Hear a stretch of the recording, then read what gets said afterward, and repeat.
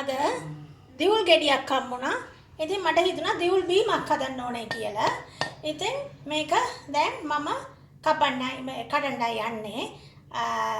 ඉස්සර නම් ගලේ මේව කරලා කපනවා. දැන් පීයෙන්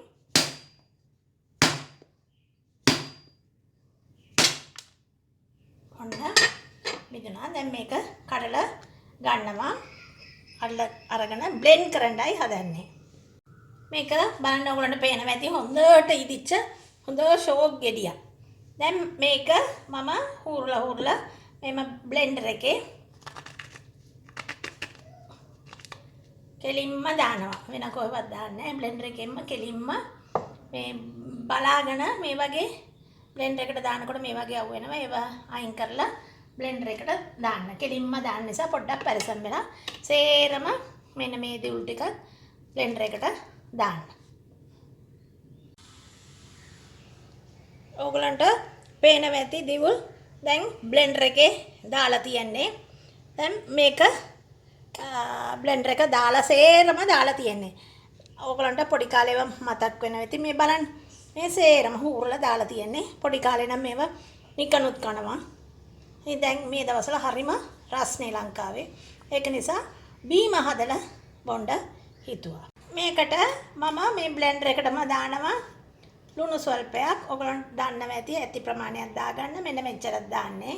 මම දින පොල් කිරි එක තුන් සැරයක් මිරිකුවා. තුන් සැරයක් මිරිකලා මේක මේ ලෑස්ති කරගත්තා.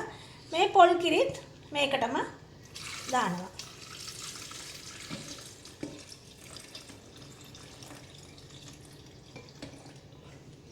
ඊට පස්සේ මේකටම මම සීනිත් දානවා. සීනි ඕගලන්ට අවශ්‍ය ප්‍රමාණය දාගන්න පුළුවන්. මම දානවා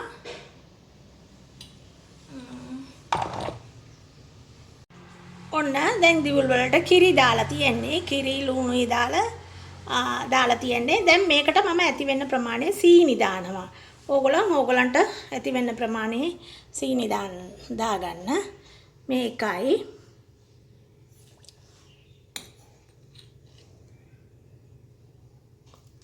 දෙකයි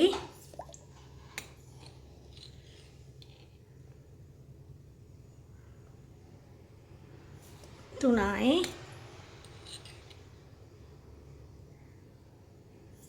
හතරයි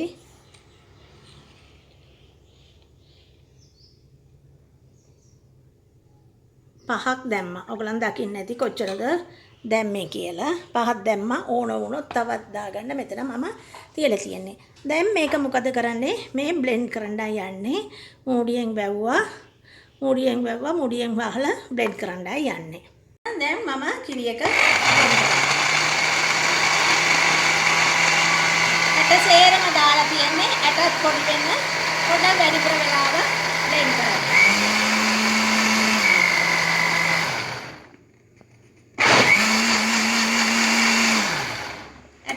විකන හොඳට ඒක බ්ලෙන්ඩ් කරලා ගත්තම හොඳට එනවා. ඕගලන් දකින්න ඇති මේකේ මම වතුර මොකක්වත් දැම්මේ නැහැ. කිරි විතරයි දැම්මේ. දැන් ඔන්න අඹරලා ඉවරයි. මට දැන් දැනගන්න ඕනේ සීනි ඇද්ද කියලා. ඉතින් ඕගලන්වත් මේක මෙච්චර දුරට කරලා සීනි දාපු එක ඇතිනම් ඒක බලා ගන්න. ඇතිනම් එහෙමයි. නැත්නම් තව ටිකක් දාගන්න. මම සීනි චුට්ටක් චෙක් කරා. සීනි පොඩ්ඩක් මදි වගේ තිබුණා. අපේ ගෙදර සීනි චුට්ටක් වැඩිපුර පාවිච්චි කරන නිසා මම තව හැඳි දෙකක් දැම්මා. ඒ කියන්නේ මේකට මම හැඳි 6ක් දාලා තියන්නේ. දැන් බ්ලෙන්ඩ් කරන්නයි යන්නේ. පොල් කිරි දාපු නිසා හරි රසට උක්කුවට තියෙනවා. දැන් මේක මම ෆ්‍රිජ් එකට දාන්නයි යන්නේ. වෙන බාල්දිනයකට දාලා ෆ්‍රිජ් එකට දාන්නයි හදන්නේ. මෙන්න මේ බාල්දිනයකට දාලා මම මේක ෆ්‍රිජ් එකට දාන්න යනවා. මෙන්න මේ ටික දානවා.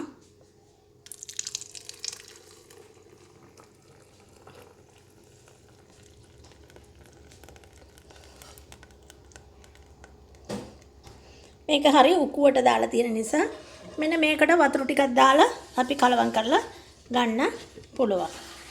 ඔන්න හරි. මෙන්න දැන් වැඩේ ඉවරයි. දැන් මේක ෆ්‍රිජ් එකට දාන්නයි යන්නේ.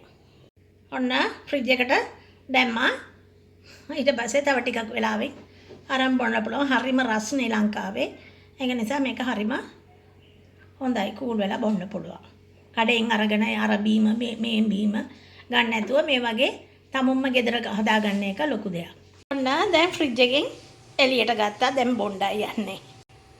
ඔන්න වීදුරු වලට දැම්මා.